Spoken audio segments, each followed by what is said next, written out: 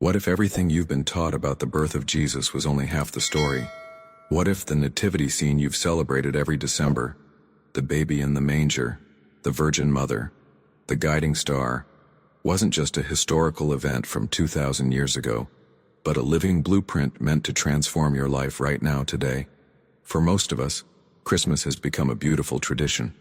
We gather around nativity scenes, sing carols about that silent night in Bethlehem, and celebrate what we believe happened once long ago in a distant land. But here's what might startle you. Smith Wigglesworth, one of the most powerful spiritual teachers in history, taught that when we approach the birth of Jesus as merely a past event to commemorate, we miss the entire point. We're standing at the door of transformation but never stepping through. But before we begin, please hit the like button and let me know where in the world you're watching from today. It's always fascinating seeing who's joining us from around the world. And if you haven't already, make sure to hit that subscribe button and turn on the notification bell so you don't miss any of our future videos. Think about it for a moment. Has this ever happened to you? You've prayed, you've believed, you've done everything your faith tradition taught you to do, yet something still feels missing. There's a gap between the spiritual promises you've heard and the reality you're experiencing. You know the Christmas story by heart, but it remains somehow external to your daily struggles, your anxieties, your search for meaning and purpose. What Wigglesworth discovered, and what he spent his life teaching, is that the virgin birth isn't about defending a biological impossibility or proving a theological point. The virgin birth is the key to understanding how divine consciousness enters human experience. When the Gospel speaks of Mary conceiving without human intervention, it's revealing something far more profound than a one-time miracle. It's describing the exact spiritual mechanism through which God's presence births itself in ordinary human awareness. Stay with me here, because this is where it gets truly transformative. The virginity that Mary represents isn't about biology at all. It's about consciousness that has become empty of human manipulation, untouched by personal agenda, free from the constant scheming and controlling that defines how most of us try to live our lives. What you're about to discover might surprise you.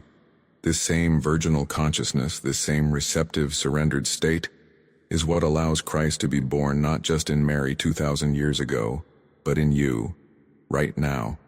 For centuries, religious tradition has taught us to admire Mary, to venerate her, to celebrate what happened to her. But Wigglesworth understood that Mary wasn't meant to be an exception we worship from a distance. She was meant to be a pattern we follow, a demonstration of what becomes possible when human consciousness releases control and becomes receptive to divine conception. This isn't metaphor. This isn't symbolism. This is the actual spiritual technology embedded in the nativity story, waiting for those who have eyes to see it. And when you understand this, when you truly grasp what the virgin birth is revealing about your own potential for transformation, everything changes. Now, I want to go even deeper into this revelation, because what I'm about to share completely transforms how you read every word of the nativity story. When Wigglesworth spoke about Christ, he wasn't primarily talking about a person who lived 2,000 years ago. He was talking about a state of consciousness, God's presence made visible, tangible, active in human awareness. This is the hidden truth that changes everything. Think about how we've been conditioned to understand this story. We've been taught that Jesus was special, unique, the one and only Son of God, and therefore what happened to him could never happen to us. But here's the radical shift in mindset that Wigglesworth brought. The birth narrative isn't asking you to admire someone else's experience. It's giving you precise instructions for your own spiritual awakening, for your own journey into divine consciousness. Every element of the story carries coded meaning. The manger isn't just a feeding trough where a baby happened to be laid. The shepherds aren't random witnesses. The star isn't merely a celestial phenomenon. These are all descriptions of internal spiritual realities, revelations about how consciousness shifts from purely human awareness to something that includes the divine dimension. When you start seeing these details not as decorative elements for Christmas cards, but as a mystical map, the entire narrative comes alive with personal relevance. Here's where it gets intensely practical. Mary represents something that must happen inside you before any spiritual transformation can occur. She symbolizes consciousness in its receptive virginal state, and I need you to really understand what virginal means in this context. It's not about purity in a moral sense. It's about emptiness of personal agenda. It's about a consciousness that has stopped scheming, stopped manipulating, stopped trying to force outcomes through sheer human willpower. If this resonated with you, go ahead and subscribe to the channel. I dive deep into these mystical truths that most spiritual teachings never touch, and I'd love to have you as part of this journey of genuine transformation. Most of us approach God, approach spirituality, approach life itself with a consciousness that's already full of our plans, our expectations, our demands about how things should unfold. We come to prayer with a shopping list. We come to meditation with an agenda. We come to the divine with our minds already made up about what we need and how we should get it. This is the opposite of virginal consciousness. This is a womb, already crowded, already occupied, already controlled by human ambition. But transformation, real transformation, requires something radically different. It requires the courage to become empty, to release control, to stop manipulating outcomes. Your awareness must achieve this quality of openness and surrender, becoming a space where divine consciousness can conceive itself without interference. This is what Mary demonstrates. She didn't negotiate with the angel. She didn't present her 5-year plan and ask how this fit into it. She simply said, "Let it be done to me according to your word." That's virginal consciousness. That's the receptive state where the divine can enter. Write in the comments, "I'm ready to release control," if this resonates with where you are on your journey right now. But here's something fascinating that most people completely overlook when they read the Nativity story. Who were the first people to receive the announcement of this birth? Not the religious leaders, not the scholars studying sacred texts in the temple, not the priests performing elaborate rituals. It was shepherds, ordinary working people out in the fields, watching their flocks by night. And there's profound wisdom encoded in this detail about who gets to witness transformation firsthand. The shepherds represent a state of consciousness that's absolutely essential for spiritual awakening. They were in the field, not the temple. They were in quiet awareness, not religious performance. They weren't trying to make something happen through elaborate spiritual techniques or impressive theological knowledge. They were simply alert, present, open to whatever might unfold in the ordinariness of their night watch. This is the mindset that receives divine revelation, not the mind that's striving and performing, but the mind that's quietly attentive. Most of us have been taught that spiritual breakthrough requires more effort, more study, more ritual, more religious activity. We think transformation happens when we finally master the right prayers, attend the right services, read the right number of scripture passages. But the shepherds reveal a completely different truth. Christ consciousness doesn't emerge through religious performance. It emerges in the receptive awareness of ordinary moments when your mind is alert yet peaceful, when you're simply present without agenda.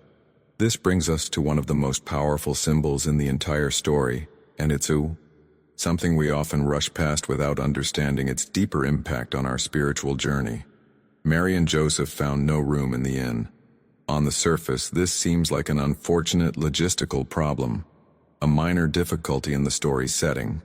But Wigglesworth understood that the crowded inn represents something we all struggle with every single day: the cluttered human mind. Think about your own mental state right now, in this very moment.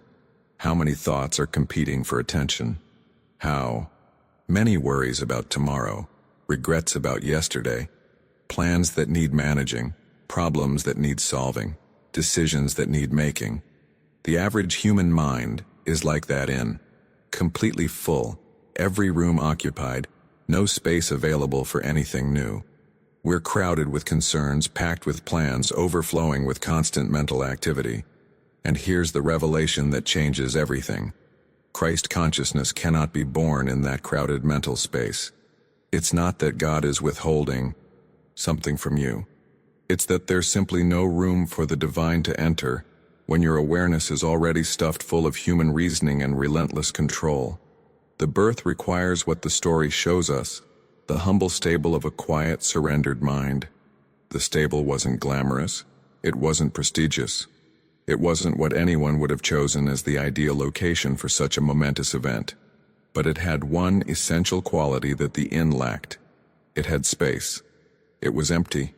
And in that emptiness, in that humble simplicity, the most profound transformation in human history could unfold.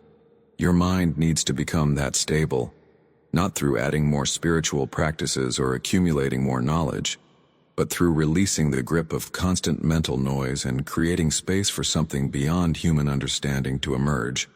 Drop a comment saying, "I'm creating space," if you're recognizing where your own inner inn might be too crowded right now. Let me show you what this actually looks like in practice, because spiritual virginity is one of those concepts that sounds mystical until you understand what it truly means for your daily decisions and your approach to life. When Wigglesworth talked about virginity in this context, he was describing consciousness that remains untouched by human manipulation, planning, or willful effort. It's the opposite of how most of us have been trained to operate. We live in a culture that celebrates control. We're taught to make things happen, to force outcomes through personal power, to strategize and scheme until we get what we want. We bring this same mindset into our spiritual lives, approaching God like a business transaction or a strategic partnership. We pray with agendas. We meditate with expectations. We perform spiritual practices as techniques to manipulate reality into compliance with our desires. But this is the very thing that blocks divine conception. True spiritual virginity means coming to a place where you stop trying to make things happen through sheer personal will. It's releasing the death grip of control and allowing yourself to become empty of your own clever plans and manipulations. This feels terrifying to the human ego because it looks like giving up, like becoming passive or irresponsible. But it's actually the most powerful position you can take.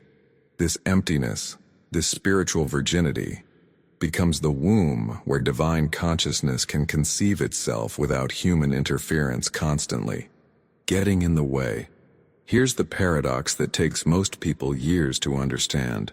The moment you stop trying to force transformation is often the exact moment transformation becomes possible. When you release your agenda about how your healing should happen, healing finds a way.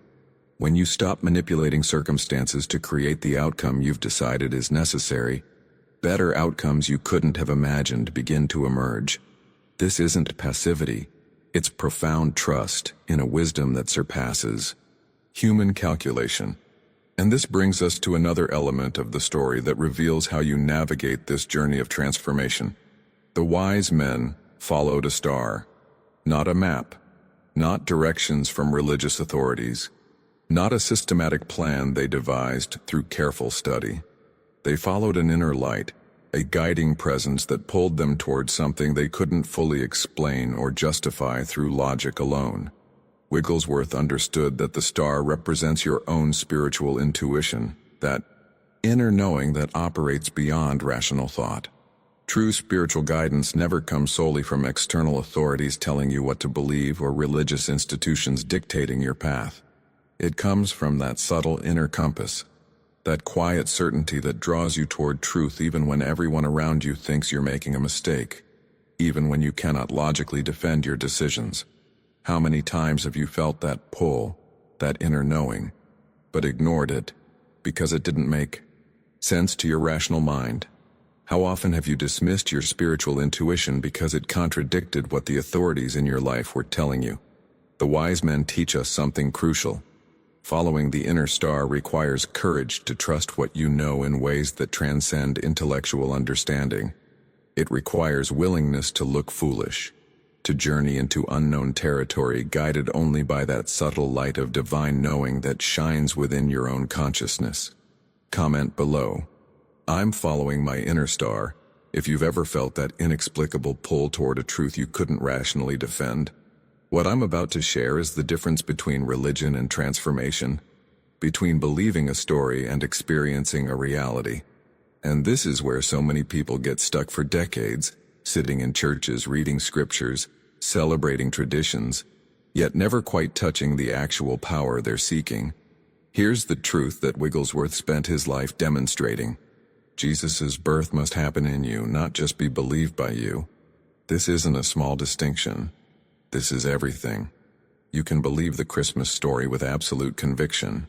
You can defend its historical accuracy, memorize every detail, celebrate it with sincere devotion year after year. But until Christ consciousness is actually born in your awareness, until it transforms how you perceive reality, until it empowers you to live from divine rather than human consciousness, the entire narrative remains external to you. It's a beautiful myth and inspiring tale, but it has no personal power in your actual daily experience. If this opened your eyes to something you'd never seen before in the Christmas story, show some love by hitting that like button. It genuinely helps this message find others who are searching for deeper truth. The shift from believing about something to experiencing it within yourself is the journey every genuine spiritual seeker must eventually take.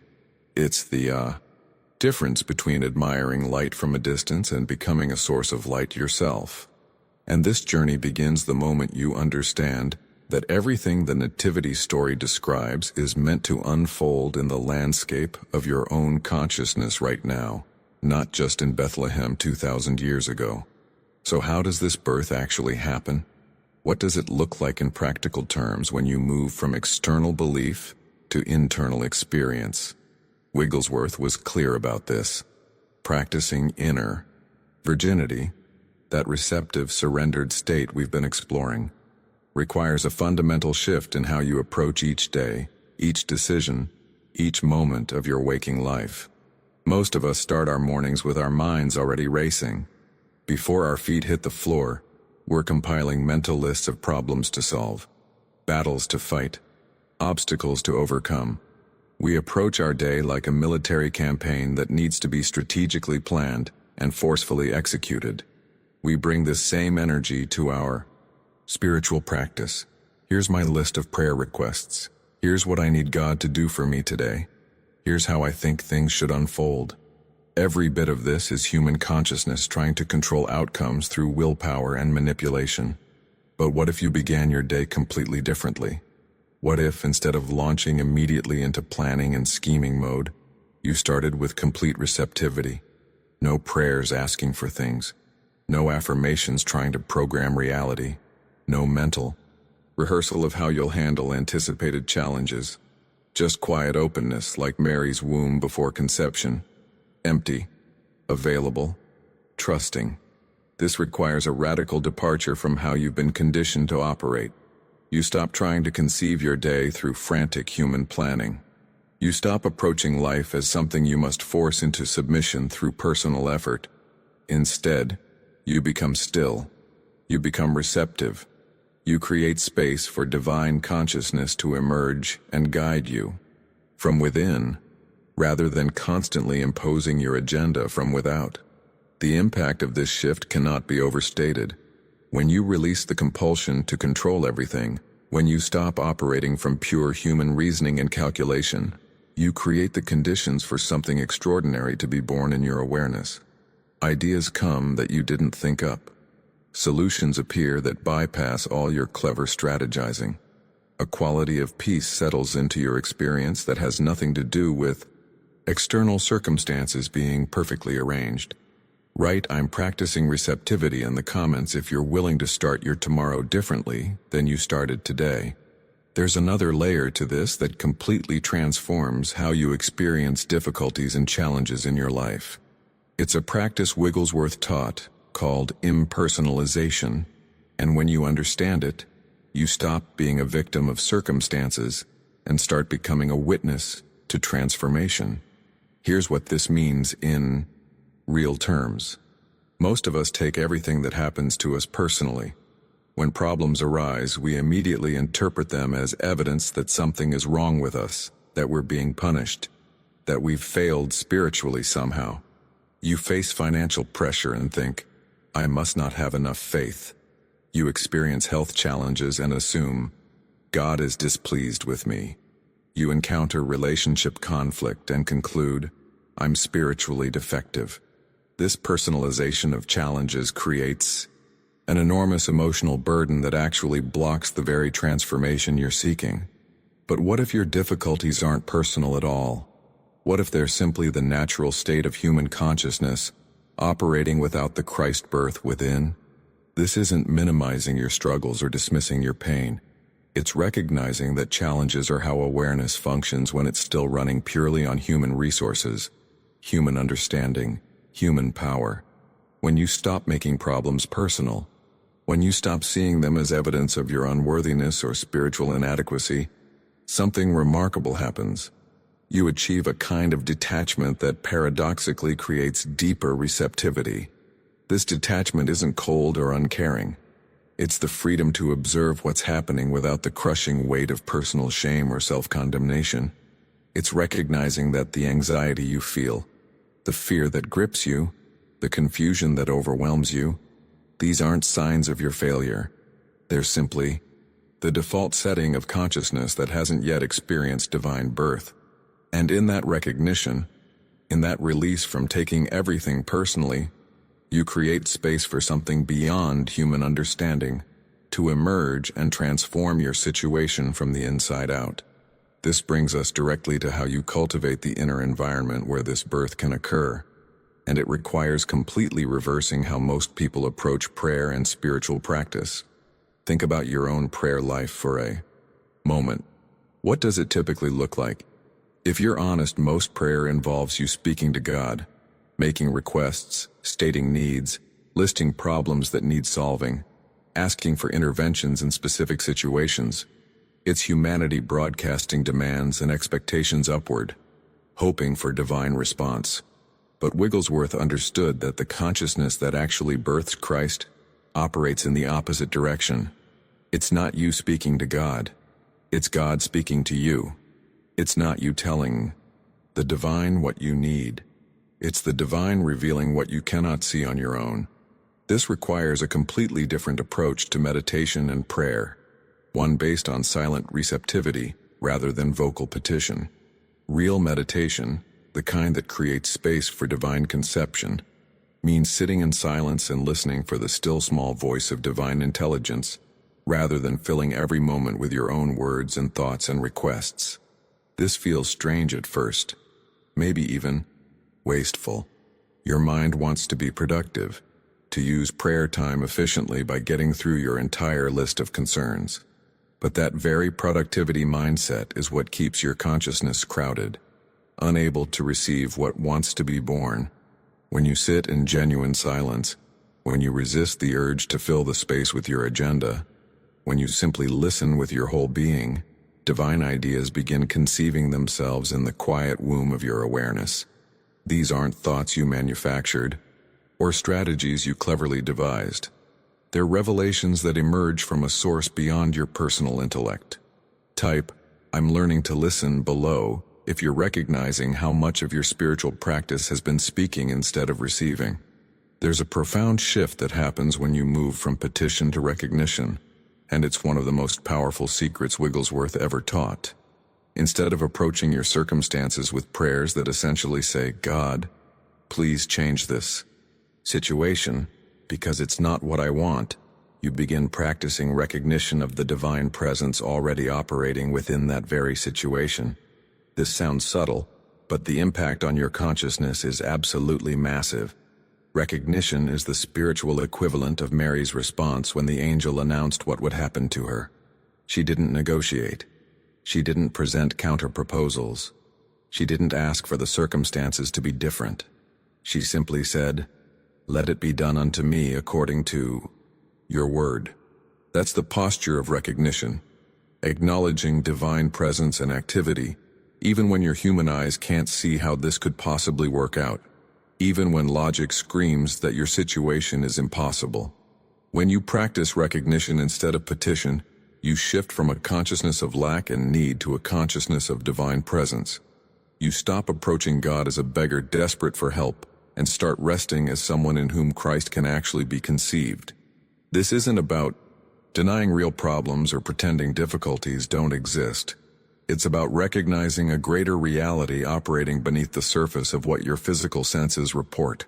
Here's what this looks like practically. You're facing financial pressure that feels overwhelming. Instead of spending your meditation time begging God to send money or fix your situation, you practice recognition. Divine presence is here right now. Regardless of what my bank account shows, infinite intelligence is operating in this situation. I may not see how, but I recognize that God's provision is already moving in ways my limited human perception cannot detect. You're not demanding change. You're acknowledging a reality that transcends current appearances. And this is where something truly remarkable begins to unfold.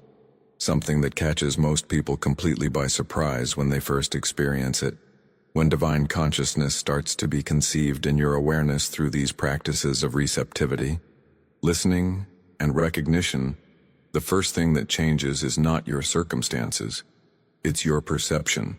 You begin perceiving a spiritual reality that runs parallel to the material world, a dimension of existence that was always there, but that you simply couldn't see before. Your job situation might not change overnight, but suddenly that unbearable work environment becomes manageable.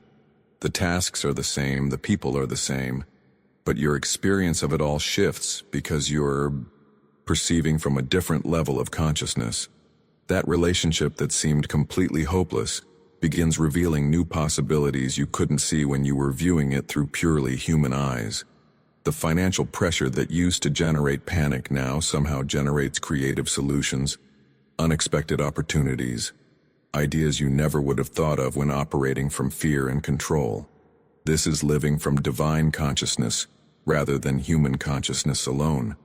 The external circumstances may shift gradually or they may shift dramatically, but what always shifts first is how you experience those circumstances.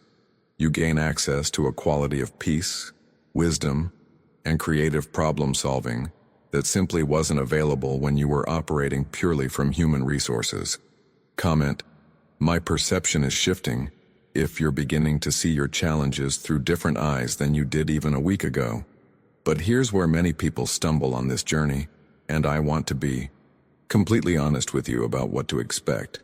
There's a tendency to want instant results, to expect that once you understand this truth about the virgin birth happening within you, everything should transform immediately. You practice receptivity for a few days, maybe a week, and when dramatic miracles don't materialize instantly, you conclude either that the teaching doesn't work or that you're somehow doing it wrong. The nativity story itself corrects this misconception. Mary's divine conception happened in a single moment of grace when she said yes to what the angel announced. But her pregnancy still required 9 months. The birth couldn't be rushed. The gestation period was necessary for what had been conceived to fully develop and become visible. This same pattern governs your spiritual transformation. When you enter genuine spiritual receptivity and release human control, something real occurs in your consciousness. In that very moment, divine awareness begins conceiving itself within you, but its full manifestation, its visible effects in your life and circumstances, unfolds gradually over weeks and months. This new awareness needs time to grow, to strengthen, to mature before it can fully express itself through your decisions, your relationships, your work, your entire approach to living. The process requires patience that our instant gratification culture hasn't trained us to have. You might practice morning receptivity and feel peaceful, then by afternoon, find yourself caught in the same old patterns of anxiety and control. This doesn't mean nothing happened. It means you're in gestation. The Christ consciousness that was conceived is still developing, still growing stronger, still learning to express itself through your particular human personality and circumstances. What makes this journey sustainable is understanding that divine conception doesn't compartmentalize. Once Christ consciousness begins establishing itself in your awareness, it doesn't just improve your meditation practice while leaving the rest of your life untouched. It seeks to inform and transform every aspect of your human experience. Your business decisions, your health challenges, your relationships, your financial strategies. Every single area where you previously operated purely from human reasoning. This holistic transformation is what distinguishes genuine spiritual awakening from mere religious activity. You're not just getting better at spiritual practices, while remaining the same stressed, anxious, controlling person in your professional life. Divine intelligence begins flowing through all your responsibilities, both personal and professional. That business strategy you're developing, that difficult conversation you need to have, that health decision facing you, that financial pressure requiring response, Christ consciousness wants access to all of it. The impact of this integrated approach cannot be overstated. You stop living a divided life, where Sunday spirituality has nothing to do with Monday reality. Instead, the same divine awareness that guides your prayer time begins informing your work meetings, your parenting decisions, your financial planning, your response to unexpected challenges. You become a unified being, operating from divine intelligence in every sphere, rather than compartmentalizing God into designated religious moments. This is what it means for Christ to truly be born in you, rather than just believed by you. It's not an add-on to your existing life. It's a fundamental transformation of how you navigate everything. Drop "Divine Intelligence Guides All" in the comments if you're ready for this kind of holistic transformation across every area of your life. So if you've made it this far with me, I want you to know something. You're not here by accident. The fact that you stayed through this entire exploration of what the virgin birth truly means tells me you're genuinely seeking transformation, not just religious information. And that matters more than you might realize. If this content resonated with you, if it opened something in your understanding that wasn't there before, I'd be grateful if you'd hit that subscribe button. I share these deeper spiritual truths regularly, and there's a community forming here of people who are done with surface-level religion and ready for actual transformation. You belong in that conversation. And listen, leave me a comment saying, "This message was meant for me," if you recognize that this teaching found you at exactly the right moment in your journey. I read these comments, and there's something powerful about declaring your readiness for what wants to be born in your consciousness. The like button might seem like a small thing, but it genuinely helps this message reach others who are searching for what you just discovered. Someone out there needs to hear that the virgin birth isn't just ancient history, it's their personal invitation to transformation. There's a video right here that goes even deeper into how divine consciousness practically transforms your daily life once it's been conceived within you.